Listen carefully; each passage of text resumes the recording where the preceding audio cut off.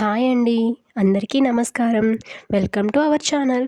మాఘమాసంలో వచ్చేటువంటి మాఘశుద్ధ పంచమి నాడు వసంత పంచమిని జరుపుకుంటాం. దీనినే శ్రీ పంచమి, మదన పంచమి, వసంతోత్సవం అని కూడా పిలుస్తారు. ఈ వసంత పంచమి రోజునే సరస్వతీదేవి జన్మించిన రోజు. చిన్న పెద్ద తేడా లేకుండా ఈ రోజు సరస్వతీదేవిని అందరూ పూజిస్తారు. వసంత పంచమి రోజున పిల్లలకి అక్షరాభ్యాసం చేయిస్తారు. ఎందుకంటే సరస్వతీదేవి అమ్మవారి దగ్గర అక్షరాభ్యాసం చేయడం వలన పిల్లలు జ్ఞానరాశులవుతారు కాబట్టి. సరస్వతీదేవిని ఆరాధించడం వలన వాక్ బుద్ధి కలుగుతుంది. అమ్మ కరుణలో సద్బుద్ధిని పొందుతారు. మేధ, ఆలోచన, ప్రతిభ, ప్రజ్ఞ, స్ఫురణ శక్తులే శారదాదేవి యొక్క రూపం. అందుకే ఈ దేవిని శివానుజ అని కూడా పిలుస్తారు. సర అంటే క్రాంతి, క్రాంతినిచ్చేది కనుక సరస్వతీదేవి అయ్యింది. అహింసామూర్తి.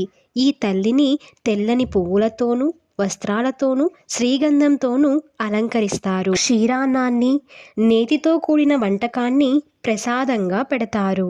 నారికేలం, చెరుకు, అరటి పండ్లను నివేదనగా సమర్పిస్తారు. ఆ తల్లి చల్లని చూపులో అపార విజ్ఞాన రాశిని పొందవచ్చు. వసంత పంచమి రోజున సులభంగా చేసుకునే పూజా విధానం. సూర్యోదయానికి ముందే లేచి తలారా స్నానం చేయాలి. తెల్లని వస్త్రాలను కట్టుకోవాలి. మన ముందు అమ్మవారి ఫోటో పెట్టుకొని మల్లెపూలతో అలంకరించాలి. తెల్లని పూలతో పూజించాలి. పాయసాన్నాన్ని నైవేద్యంగా పెట్టాలి. సరస్వతీదేవిని పూజించేటప్పుడు చెప్పవలసిన మంత్రం: ఓం ఐం హ్రీం శ్రీం సరస్వత్యై స్వాహ శిరమే పాతు సర్వతః. అమ్మవారికి పెట్టిన ప్రసాదం ఇంట్లో వాళ్ళు మాత్రమే తీసుకోవాలి. దీనివలన సకల విద్యలలోనూ రాణించగలుగుతారు. ఇది లఘువుగా చేసుకునే వసంత పంచమి రోజున పూజా విధానం.